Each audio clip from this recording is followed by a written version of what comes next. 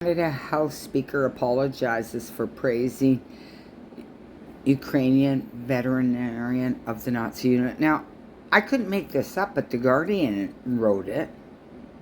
Had to apologize.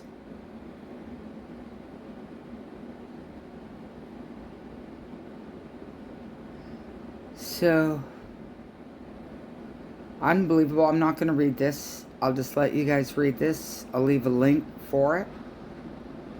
Justin Trudeau standing and applauding.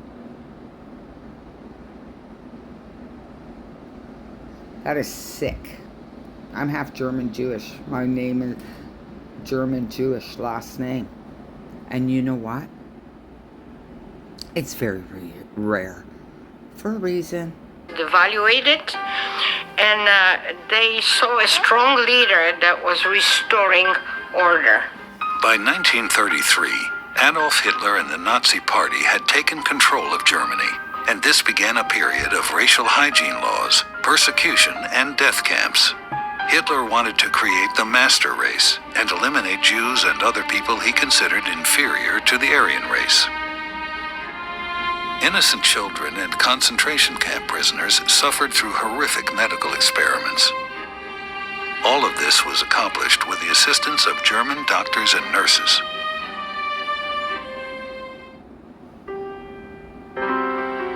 The basis for Hitler's plan of racial hygiene was a concept called eugenics, which is the pseudoscience of developing a superior race.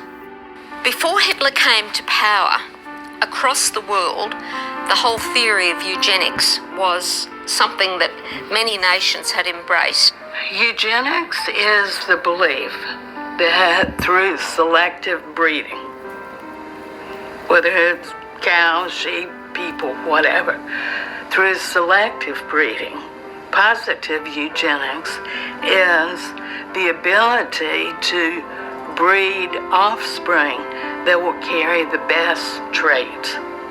This theory of eugenics, how people should be allowed to breed to the benefit of the human race, and those who weren't fit and healthy should not be allowed to have children. Caught on in England, the United States, Japan, Scandinavia. Germany was not at the forefront of this. And the Nazis actually learned much of their eugenics initially from the U.S. Some of these eugenic healthcare policies were developed in the United States in the late 19th and early 20th centuries. These U.S. policies were emulated by Germany and incorporated into the governing philosophy of applied biology. There were laws on the book in Virginia that said that you could sterilize people, and the Nazis took their 1933 sterilization law and mimicked it after the U.S. law. Yeah, in fact, there was a time in which there were letters in the U.S. journals saying, look, the Nazis have gotten ahead of us. We've got to catch up.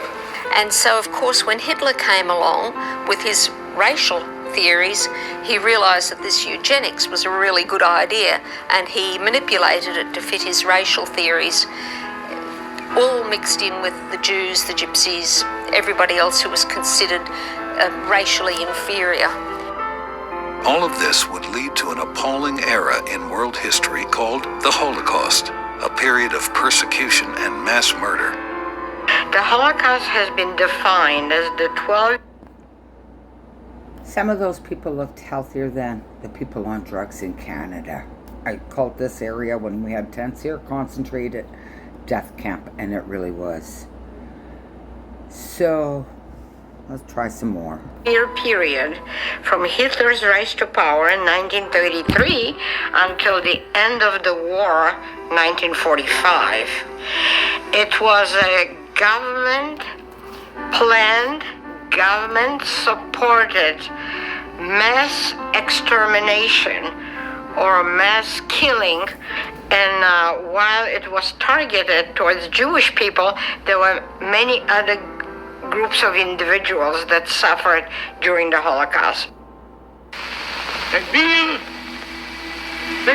Hitler convinced the German people that the Jews were their enemy and the cause of their problems.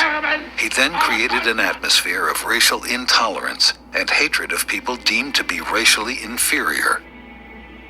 So every genocide, whether it's Rwanda, the Holocaust begins with we versus them.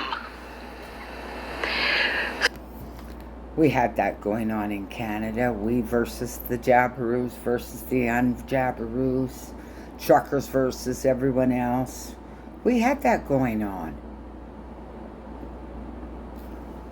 So Hitler used the Jews and later other people as scapegoats for all that was wrong in Germany, particularly the economic woes. So he set up the we versus them. He institutionalized that.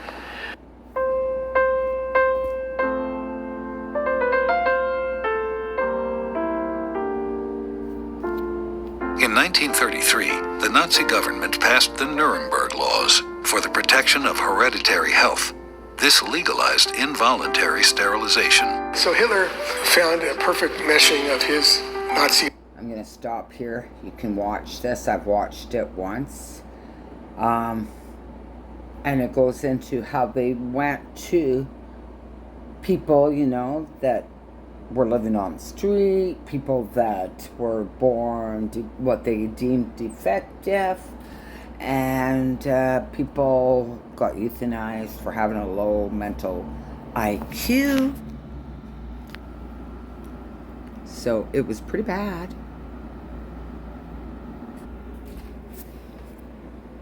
Here's Canada. Yeah. I totally understand why they put tents on our streets now. They put tents on our streets and then came out and told Canadians that the drug addicts that had very bad records and had guns and whatever, and women that lived with them talked about being, you know, abused in that way. Well, now, Canadians are fine with prescribing assisted suicide for homeless. Oh no, we'll get the Ukrainians home, but let's assist them. It's already crossed the line. We've already done the first homeless person. How much different are we?